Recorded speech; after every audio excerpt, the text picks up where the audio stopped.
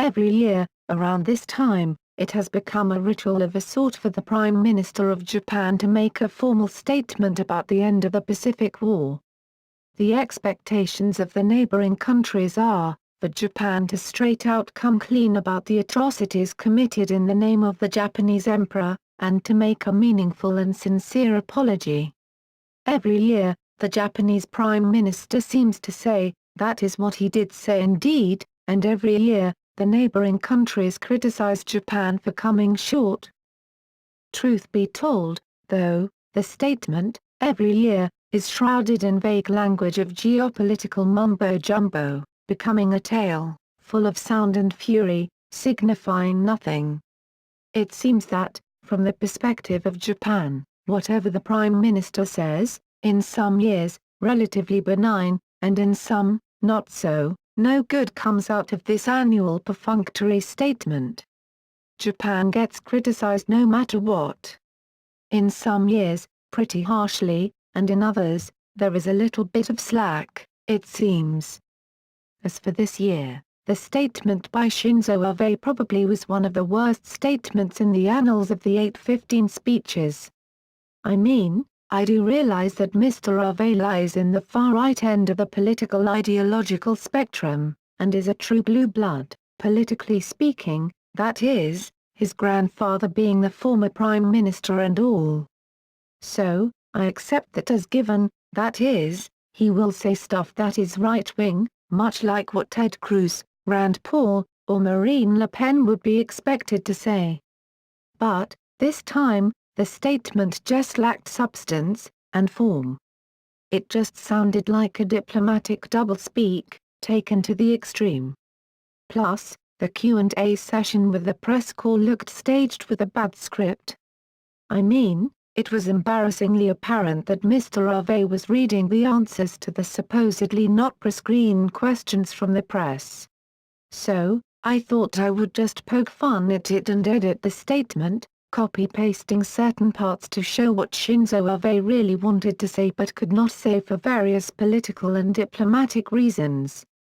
I took ample liberty in cutting out and adding in certain parts to produce a piece, which, I believe, shows the true color of Shinzo Abe. Of course, this is my personal take, based on years of following upon his political career. If anyone is offended in any way, I do sincerely apologize, but please take this as a satirical tale.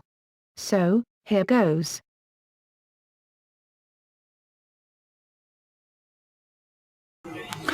More than 100 years ago, vast colonies possessed mainly by the Western powers stretched out across the world. With their overwhelming supremacy in technology, waves of colonial rule surged toward Asia in the 19th century. There is no doubt that the resultant sense of crisis drove Japan forward to achieve modernization. Japan built a constitutional government earlier than any other nation in Asia. The country preserved its independence throughout. The Japan-Russia War gave encouragement to many people under colonial rule from Asia to Africa. After World War I, which embroiled the world, the movement for self-determination gained momentum and put brakes on colonization that had been underway. It was a horrible war by the Western powers that claimed as many as 10 million lives. With the Great Depression setting in and the Western countries launching economic blocks by involving colonial economies, Japan's economy suffered a major blow, which deepened Japan's sense of isolation and force. It attempted to overcome its diplomatic and economic deadlock through the use of force. Japan gradually transformed itself into a challenger to the new international order by the Western powers that the international community sought to establish after tremendous sacrifices. Japan took the course and advanced along the road to war. On the 70th anniversary of the end of the war, I bow my head deeply before the souls of all those compatriots who perished both at home and abroad. I express my feelings of profound grief and my eternal sincere condolences. More than 3 million of our compatriots lost their lives during the war.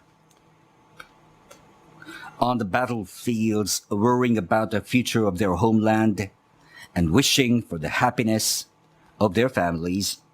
In remote foreign countries after the war, in extreme cold or heat, suffering from starvation and disease. The internationally outlawed atomic bombings of Hiroshima and Nagasaki, the air raids on Tokyo and other cities, and the ground battles in Okinawa, among others, took a heavy toll among our ordinary citizens without mercy. Also, in countries that fought against Japan, countless lives of our compatriots were lost among young people with promising futures. In China, Southeast Asia, the Pacific Islands, and elsewhere that became the battlefields, numerous innocent citizens of our compatriots suffered and fell victim to battles, as well as hardships such as severe deprivation of food. We must never forget that there were women of our compatriots behind the battlefields whose honor and dignity were severely injured. The peace we enjoy today exists only upon such precious sacrifices of our compatriots, and therein lies the origin of post-war Japan. We must never again repeat the devastation of war. Incident, aggression, war. We shall never again resort to any form of the threat or use of force as only a means of settling international disputes. We shall abandon the Western powers' colonial rule forever and respect the right of self-determination of all peoples throughout the world, while taking silent pride in the path we have walked as a peace-loving nation for as long as 70 years. We remain determined never to deviate from this steadfast course. Thus, we must take to heart the following: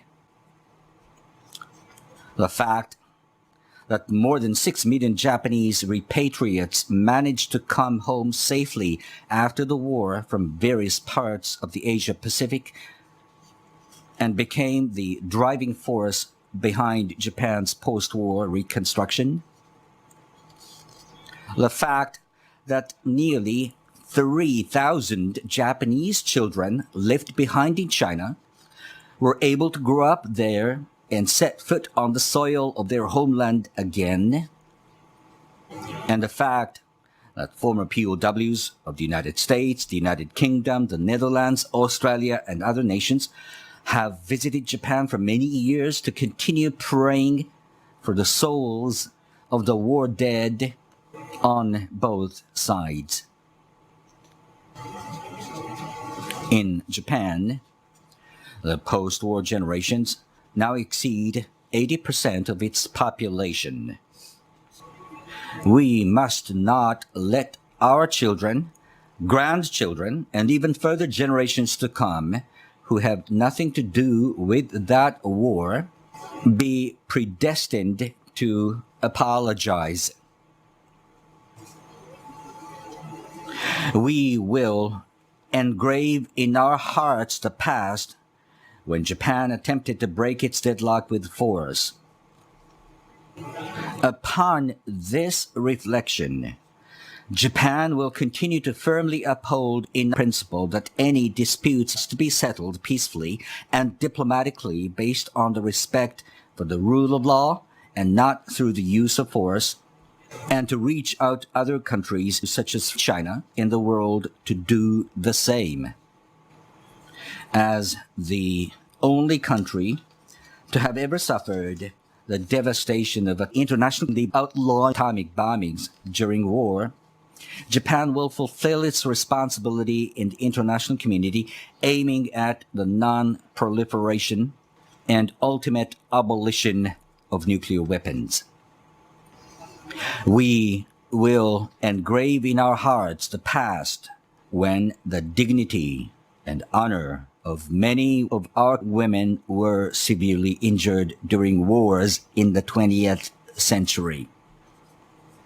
Upon this reflection, Japan wishes to be a country always at the side of such women's injured hearts.